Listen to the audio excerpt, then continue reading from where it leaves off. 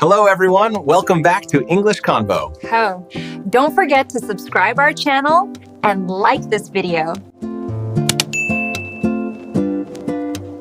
Hello, everyone. Welcome back to the show. I am Alex, your ever-curious and slightly over-caffeinated host from the day.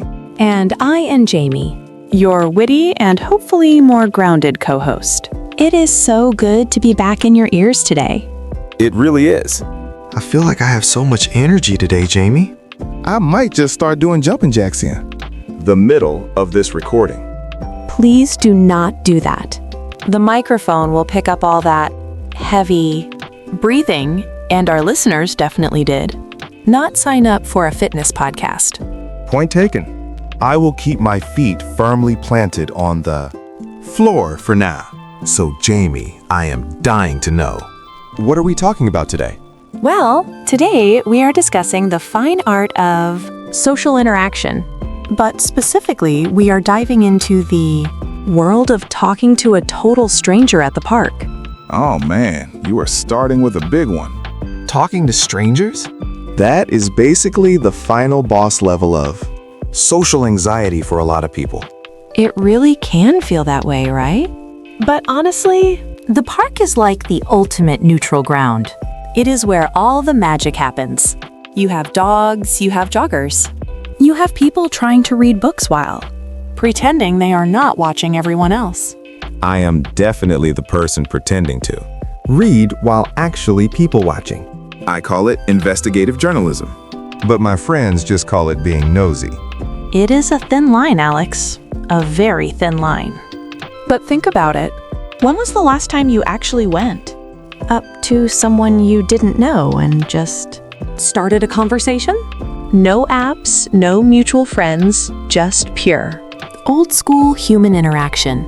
Honestly, it was probably 3 years ago when I saw a guy with a golden retriever, and I just had to ask if I could pet his dog. Does that count?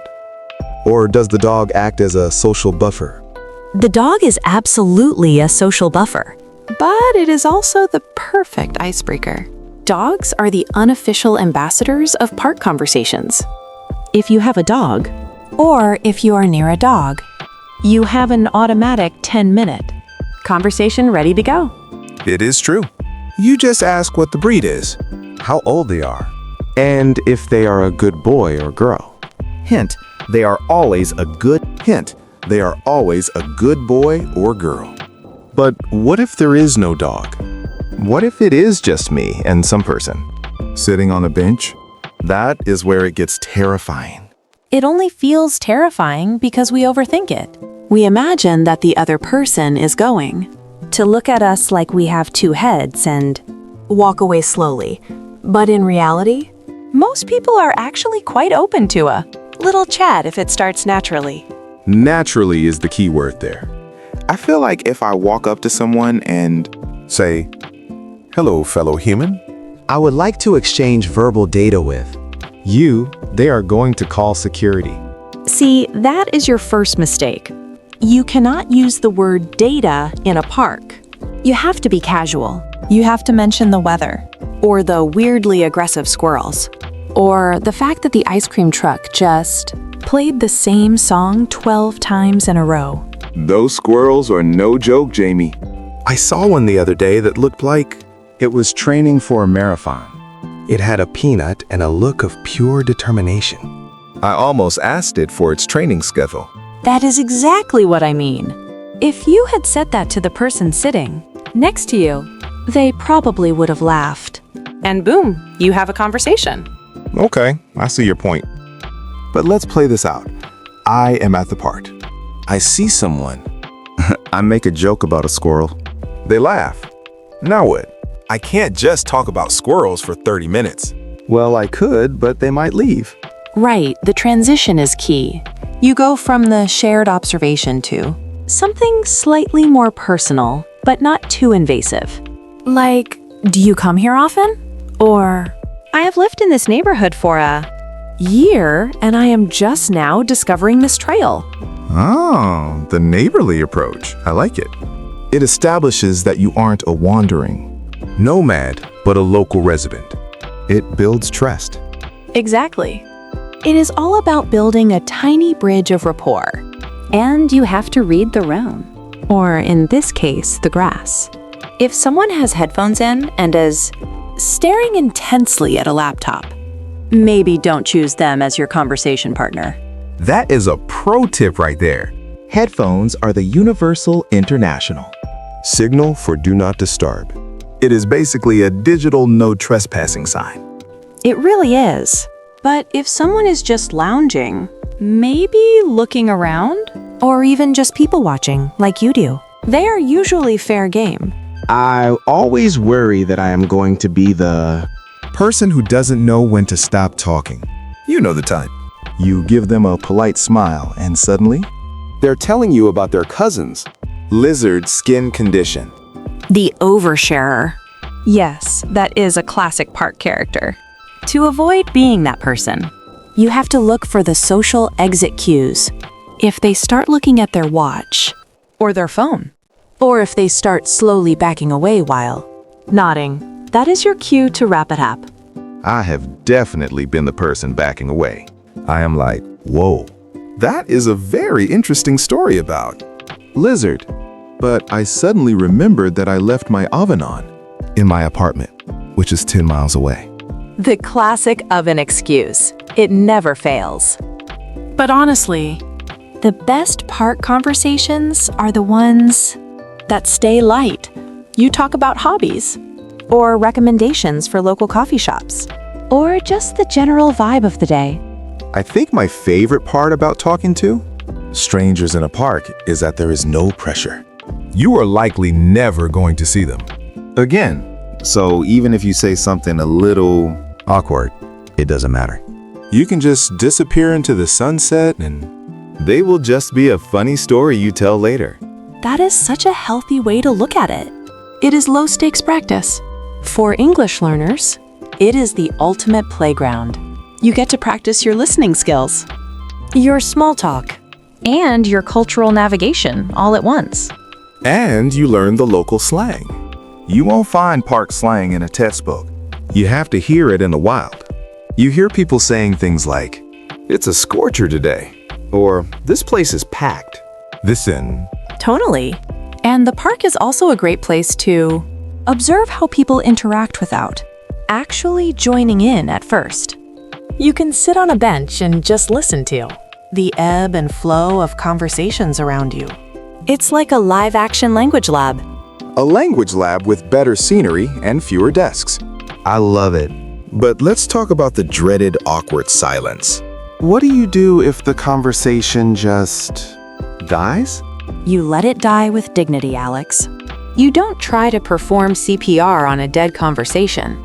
If the silence lingers for more than a few seconds and neither of you has anything to add, you just say, "Well, it was great chatting with you. Enjoy your walk." It was great chatting with you. Simple, elegant, and it gives both people an out.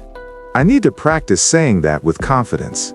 Usually, I just sort of mumble and then trip over a tree root as I walk away. The tripping is optional, but it does add a certain comedic flair. It makes you more relatable. I am the most relatable person in the park then. I am basically a walking blooper reel. But hey, let's talk about the side-in. Does the type of park matter? Like, is a tiny neighborhood park different from a massive city park? Oh, absolutely. In a small neighborhood park, the vibe is much more intimate. You're more likely to see the same people over and over. So the conversations can actually turn into real friendships. It starts with a comment about a dog and ends with an invitation to a barbecue. And in the big city parks, it is more like a high-speed social experiment. Everything moves faster. People are there to see and be seen. The conversations are usually shorter and more focused on the immediate moment. True. In a big part, you might just comment on a street performer or a particularly impressive frisbee foil. It is more about the shared experience of the spectacle. I once saw a guy in a big park unicycling while playing the bagpipes. I didn't even need to think of an icebreaker. I just turned to the person next to me and said, so that is happening. And we talked for 20 minutes about that. Logistics of unicycle bagpacking. See? The universe provides the content. You just have to be willing to acknowledge it. That is the secret to being a great conversationalist. It isn't about having a script. It is about being observant. I love that, being observant. It takes the pressure off of me to be the funny guy and puts the focus on the world around us. Exactly. It turns a conversation into a collaboration. You and the stranger are both looking at the same world, and you are just sharing your perspectives on it. I feel like we need to talk about the physical distance too. You can't just stand 6 inches away from someone's face in the park. That is not a conversation. That is an interrogation. Oh, definitely. Respect the personal space bubble, especially in an open area like a park. People expect a bit of a buffer. The bench rule is usually if you are going to sit on the same bench, sit on the opposite end. Unless the bench is tiny. Then maybe just stand nearby. Or find your own bench. There is nothing weirder than a huge, empty park and someone choosing to sit right next to you on a 3-foot bench. That is the empty movie theater rule. You don't sit right next to the only other person in the theater. Same goes for the park. You have to earn the right to sit close through the conversation. It is like a dance, a very slow, slightly awkward dance involving sneakers. And maybe some sunscreen. Speaking of sunscreen, that is another great topic. Asking someone if they have any spare sunblock or recommending a brand because it is a scorcher out there. I don't know if I would trust a stranger's sunblock. What if it is just mayonnaise in a bottle? Alex, why would someone carry a bottle of mayonnaise to the park? Just a trick. People into putting it on their skin? Your imagination is a dark place sometimes. Hey, you never know. It is a wild world out there. But okay, maybe the sunblock idea is a bit of a stretch. Let's go back to the basics. What are some safe topics that are almost always a hit? Travel is a big one. If you see someone with a backpack or a map, or if they are taking photos of a landmark, it is easy to ask if they are visiting.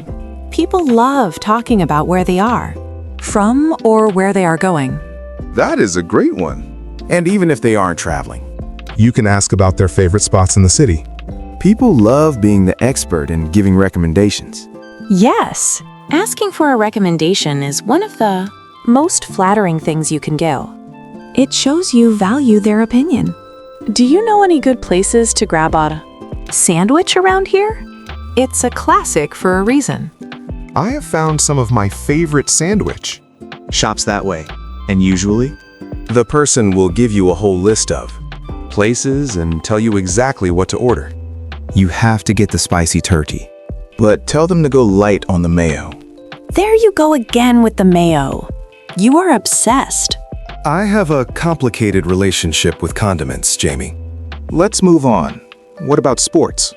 I see people playing soccer or frisbee all the time. Is it okay to ask to join? That is a bit more of a bold move, but it can be great. Usually, it is better to watch for a minute, wait for a break in the action, and then ask, hey, do you guys need an extra player? Or even just, that was a great shot. I feel like if I asked to join a soccer game, I would immediately trip, embarrass myself, and then have to move to a different country. Or you would have a blast. Make 5 new friends and get some exercise. You have to take the risk, Alex. That is what the park is all about. It is a place for spontaneity. Spontaneity makes me sweat, Jamie. But I hear you. It is about stepping out of the comfort zone. And for English learners, that comfort zone is often a literal zone of silence. Right. And breaking that silence is the biggest hurdle. Once you say that first sentence, the rest usually flows. It is the hello that is the hardest part. I think we should give our listeners some actual phrases they can use. Like, nice day, isn't it? It sounds like a cliche, but it works because it is a question that everyone agrees on. It is a phatic expression. It is not really about the weather, it is About acknowledging the other person's presence. Other good ones are, It is so nice to see the sun finally come out, or the park is so lively today. And if you want to be a bit more specific, you can try. That looks like a great book. What are you reading? Or, I love your shoes. Where did you get them? compliments are the ultimate social lubricant. As long as they are genuine and not creepy. Complimenting someone's dog, their gear, or even just their vibe can go a long way. I love your vibe might be a bit much for A stranger on a bench. I might stick to, I like your hat. A hat is safe. A hat is a choice someone made. Fair point. Stick to the hat. And if they aren't wearing a hat, Stick to the weather. you can't go wrong with the giant ball of. Fire in the sky. Exactly. Now, what about the exit? We talked about it briefly, but how do you end it without feeling like you are running away? You just have to be polite and firm. Well, I should probably get back to my walk. Or, I am going to try and finish this chapter before the sun goes down. It gives a reason for the departure that isn't about the other person. That is the key. It isn't you, it is the sun. it isn't you, it is my walking schedule. Exactly. It keeps the positive energy intact. And who knows, you might end up saying, maybe I'll see you around. See, that is the dream. The park regular status. When you start recognizing people and they start recognizing you, you become part of the community. And that is such a great feeling. It makes a big city feel small and a small town feel like home. All because you decided to mention a squirrel to a stranger. It all comes back to the squirrels. I am telling you, they are the secret rulers of the park. They really are. But seriously, Alex, I think the most important thing is just to be yourself. If you are a bit awkward, be a bit awkward. People usually find it charming if you are sincere. Sincere and awkward, that is my brand. I am going to own it. I am going to go to the park tomorrow. Find someone with a cool hat and talk about the weather until they either become my best friend or leave. I love that plan. Just remember, no mayo talk. I make no promises, Jamie. No promises. But this has been great. I feel like I am ready to tackle the social landscape of my local green space. I am glad to hear it. And I hope our listeners feel the same way. The world is full of interesting people, and most of them are just waiting for someone to say hello. That is actually really poetic. A bit deep for a conversation about squirrels and sunblock, but I like it. I have my moments. You definitely do. Well, I think we have covered the basics. We have the approach, the topics, the dog factor, the personal space rules, and the exit strategy. We are basically park diplomacy experts at this point. We should get badges. I would wear that badge with pride. Right on my non-creepy hat. Perfect. Well, I think that is a great place to wrap things up for today. I agree. This was a blast, Jamie. I feel like I learned a lot, even though I was the one talking half the time. That is the sign of a good conversation, Alex. It really is. Well, listeners, we hope you enjoyed this deep dive into park talk. Go out there, find a bench, and make a new friend. Or at least have a nice 30-second chat about a cloud. It all counts. Thank you so much for hanging out with us today. You guys are the best. Absolutely. We will be back soon with more fun topics and hopefully fewer mentions of mayonnaise. We can only help. Bye, everyone. See ya. So, Alex, are you actually going to the park now? Maybe. I might just stay here and look at pictures of parks on the internet. It is safer. Oh, come on. Where is that adventurous spirit we just talked about? It is currently taking a nap, but it will be back, I promise. I will hold you to that. Next time we talk, I want a full report on your park interactions. Deal. I will even take notes. I'll be the guy with the notebook and the confused expression. So, just your normal self then? Ouch. Jamie, that was cold. True, but cold. You know I say it with love. I know. That is why we are the dream team. Exactly. All right. Let's get out of here before you start talking about the squirrels again. Too late. I was just about to tell you about the one I saw with a tiny umbrella. And that is our cue. Goodbye for real, everyone. Bye.